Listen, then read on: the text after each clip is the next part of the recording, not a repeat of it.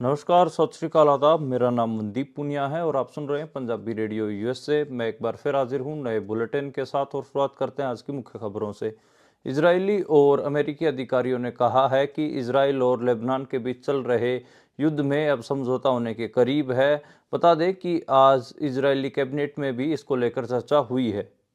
पाकिस्तान की तहरीक-ए-इंसाफ पार्टी के कार्यकर्ताओं ने इस्लामाबाद को घेर लिया है और अपनी मांगें पूरी न हो जाने तक उन्होंने इस्लामाबाद के डी चौक पर अपना धरना जारी रखने का ऐलान किया है। इसके अलावा पीटीआई के मुख्य संस्थापक इमरान खान का भी जेल से बयान आया है और उन्होंने कहा है कि जब तक उनकी मांगें पूरी नहीं हो जाती वे पीछे नहीं हटेंगे।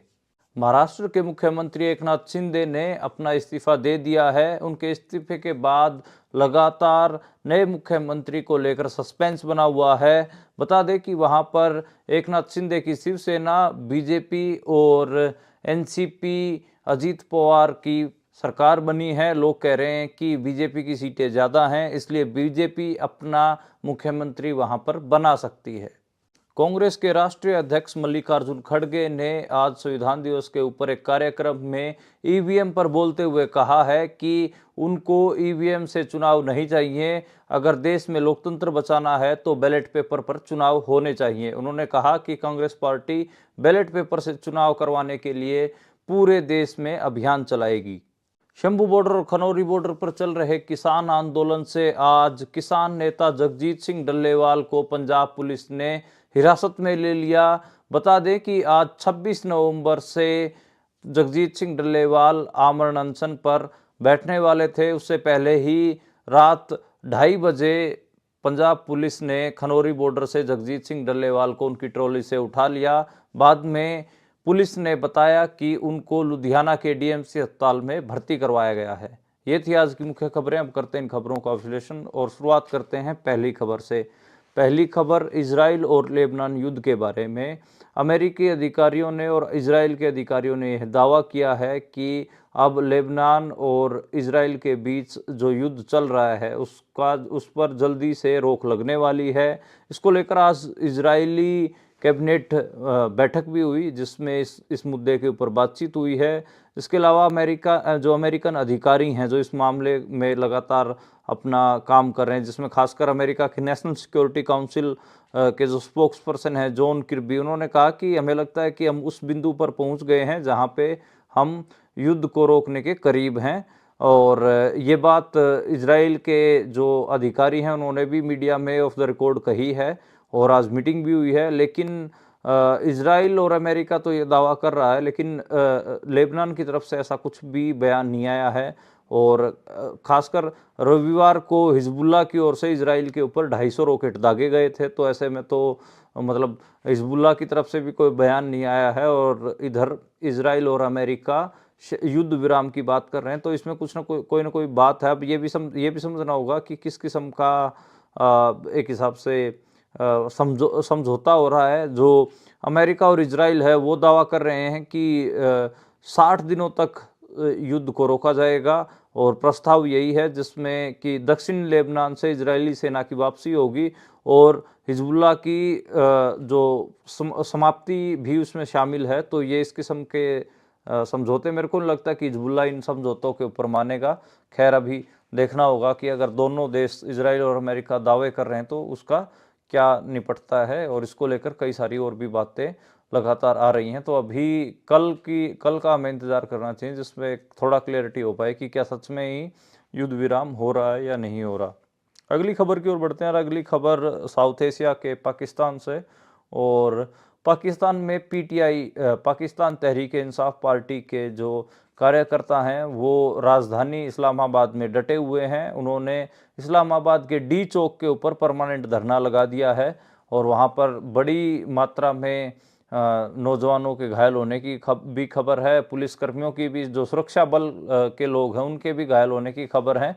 कई मौतें होने की भी खबर है। और जो पाकिस्तान के पूर्व प्रधानमंत्री इमरान खान, उनका जेल से बयान भी आया है। उन्होंने कहा है कि जब तक उनकी मांगे मान नहीं ली जाती तब तक वो पीछे नहीं हटेंगे। मांगे आप सबको पता है कि उस एक तो जो फोर्स्ड विक्ट्री वाला मामला है तो वही है, और इसको लेकर काफ़ी हंगामा भी अभी तक चल रहा है।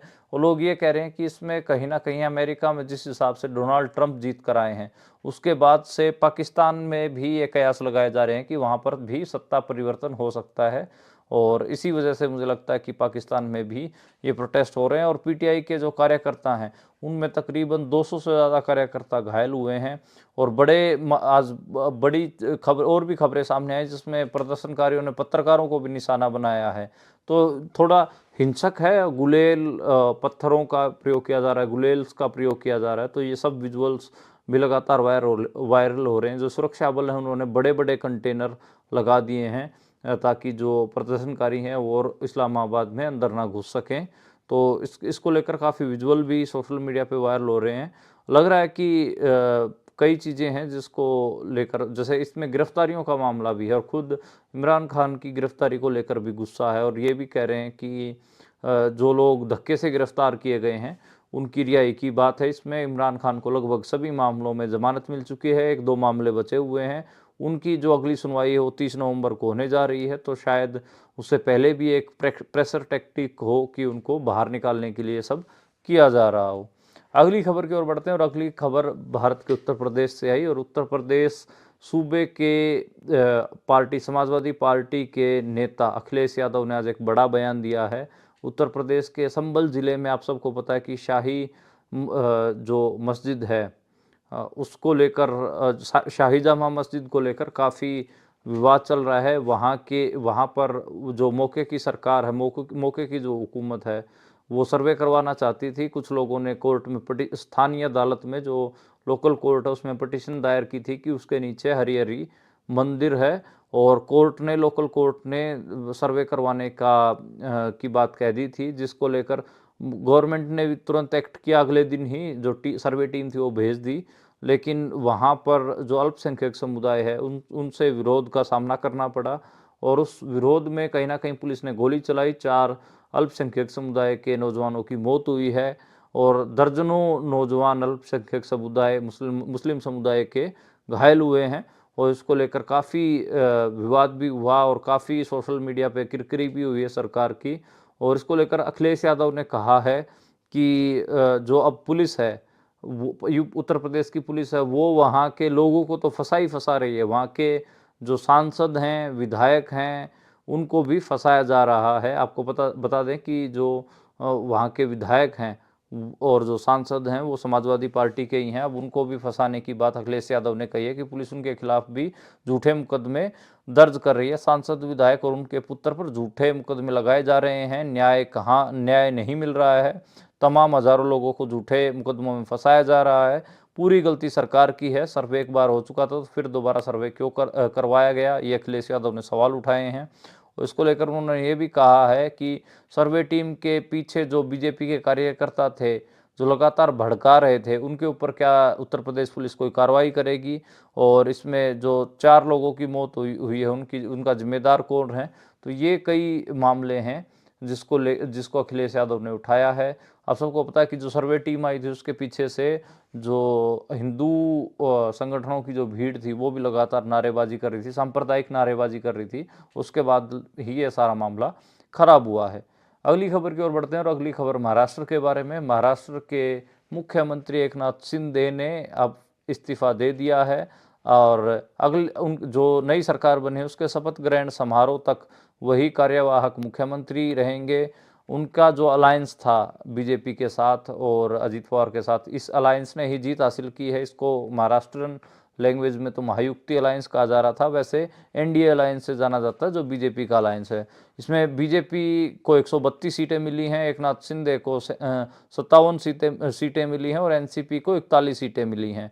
तो ये टोटल जो ये अलायंस है ये तकरीबन 240 के आसपास पहुंच जाता है।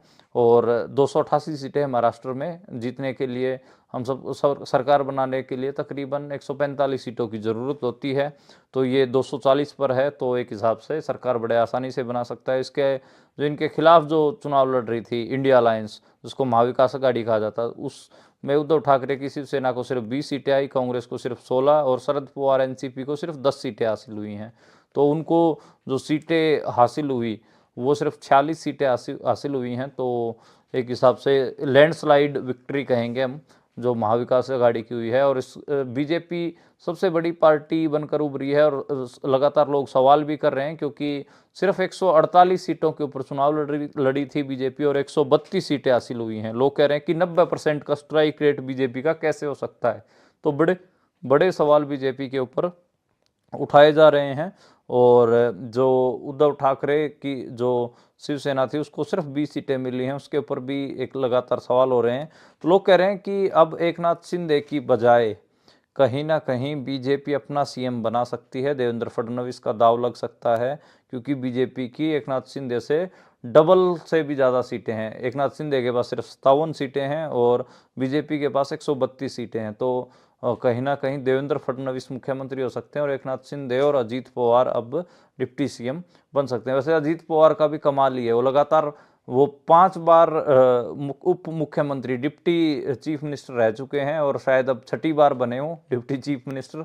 तो भारत में सबसे ज़्यादा बार डिप्टी चीफ मिनिस्टर रहने का अगर रिकॉर्ड है तो वो अजीत पवार के नाम है और वो मेरे को लगता है कि वो चलता ही रहेगा। अगली खबर की ओर बढ़ते हैं और अगली खबर कांग्रेस के राष्ट्रीय अध्यक्ष मल्लिकार्जुन खड़गे के बारे में।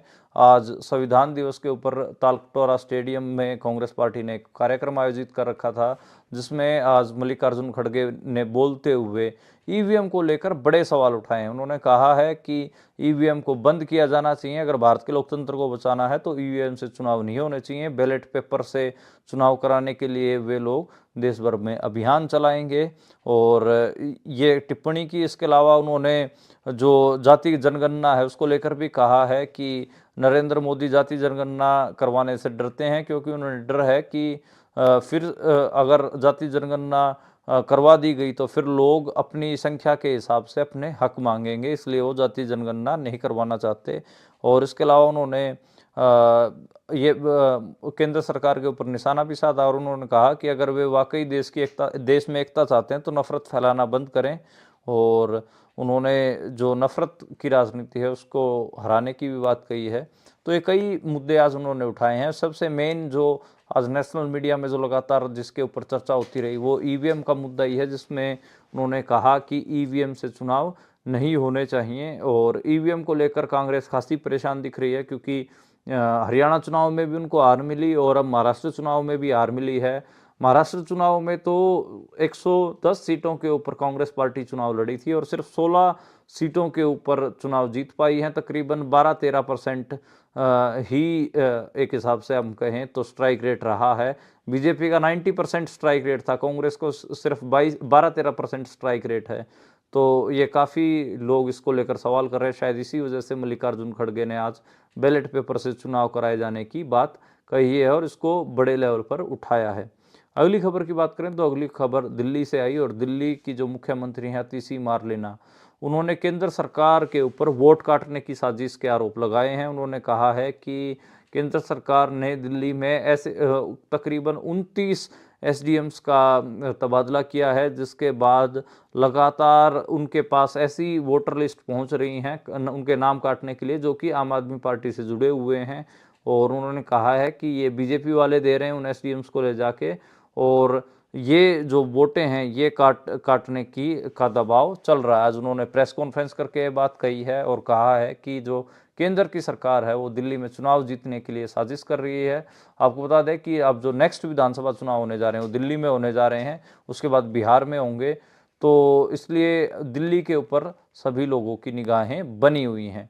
अगली खबर की ओर बढ़ते हैं और जो अगली खबर है वो पंजाब के खनौरी बॉर्डर और शंभू बॉर्डर से आई। यहाँ पर किसान आंदोलन चल रहा है और 26 नवंबर यानी आज जगजीत सिंह डल्लेवाल, किसान नेता जगजीत सिंह डल्लेवाल ने अपना आमरण अनशन शुरू करना था, लेकिन रात को 2:30 बजे उनको उनकी ट्रॉली से उठा लिया गया, उनको गिरफ्तार कर लिया गया। पंजाब पुलिस ने उनको डिटेन किया, लेकिन किसान नेता स्वर्ण पंदेर ने कहा है कि ये हरियाणा पुलिस, पंजाब पुलिस और केंद्र की सरकार का जॉइंट ऑपरेशन था।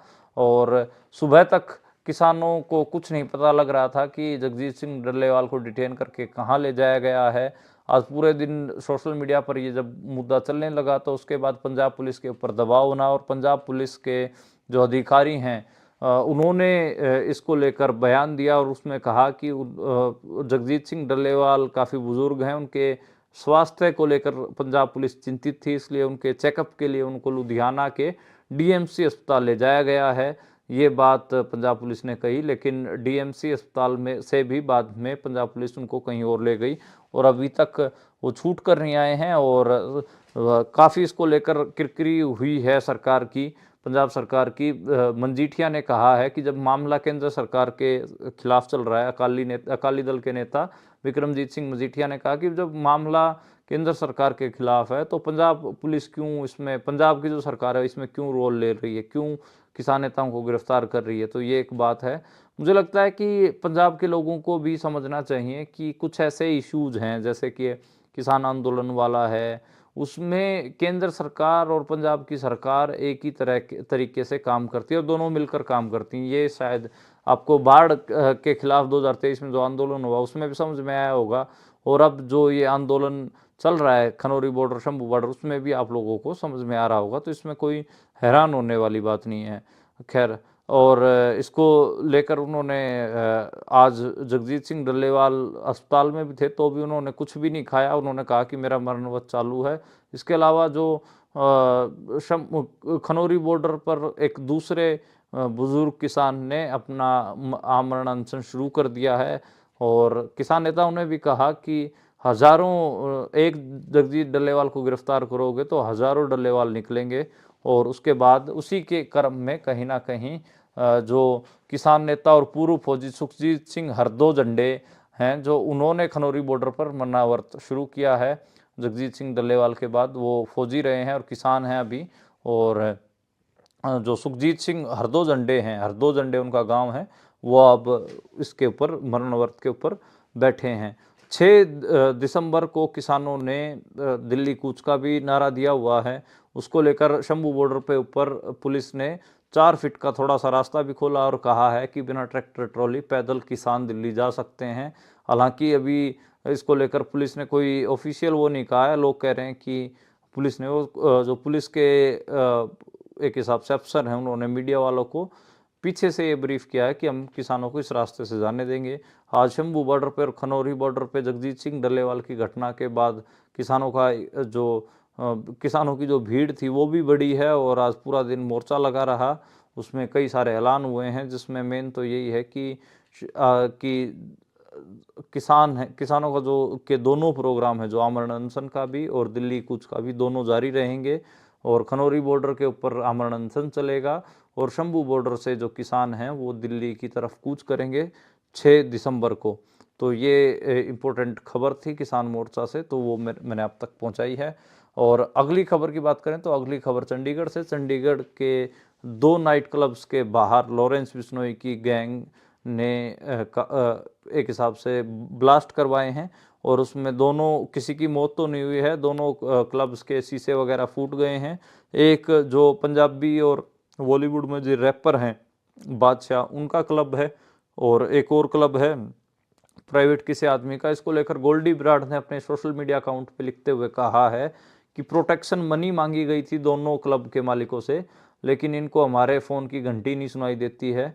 इस वजह से धमाके, हमने इनके कान खोलने के लिए धमाके किए हैं। अगर हमें प्रोटेक्शन मनी नहीं पहुंचाई जाएगी तो हम और भी ज़्यादा बड़ा कुछ कर सकते हैं। तो आप देख सकते हैं कि जो गैंगस्टर हैं पंजाब में, वो कैसे प्रोटेक्शन मनी के लिए लोगों के काम धंधों के बाहर जो बम ब्लास्ट करवा रहे हैं और उनको धमकियां दे रहे हैं और सोशल मीडिया पे डाल रहे हैं। और इसमें तो मैं कहूँगा कि ये नाकामी है चंडीगढ़ पुलिस की। चंडीगढ़ पुलिस आपको पता है सेंटर की पुलिस है, केंद्र के नीचे आती है, केंद्र शासित प्रदेश, यूनियन टेरिटरी माना जाता है। हालांकि जो चंडीगढ़ में जो एसएसपी होता है वो पंजाब काडर का ही आईपीएस होता है, और जो डीसी होता है वो हरियाणा काडर का आईएएस होता है। तो एक हिसाब से एडमिनिस्ट्रेटिव जो बड़ी पोस्टें हैं वो तो ज़रूर कहीं ना कहीं हरियाणा और पंजाब को दे रखी हैं, डीसी और एसपी की। लेकिन नीचे जितनी भी पुलिस होती है, चंडीगढ़ जो पुलिस है वो सारी केंद्र के अंडर आती है, यूनियन टेरिटरी के हिसाब से। और जो नीचे कर्मचारी हैं, डीसी के नीचे जो सब कर्मचारी होते हैं वो भी, उनकी भी सेंट्रल गवर्नमेंट के रूल हैं वही इनके ऊपर अप्लाई होते हैं। तो आपको पता ही है कि चंडीगढ़ में भी अब बुरा हाल है, और चंडीगढ़ में किस हिसाब से जो लॉरेंस बिश्नोई की गैंग है वो शरेआम प्रोटेक्शन मनी मांग रही है। पंजाब में भी बुरा हाल है, हरियाणा में भी बुरा हाल है। और जो हरियाणा में तो जो प्रोटेक्शन मनी मांग रहा था लॉरेंस बिश्नोई गैंग की तरफ से, संपत नेहरा, उसको भी गिरफ्तार किया गया। आज हस्सी कोर्ट में उनको पेश किया गया है।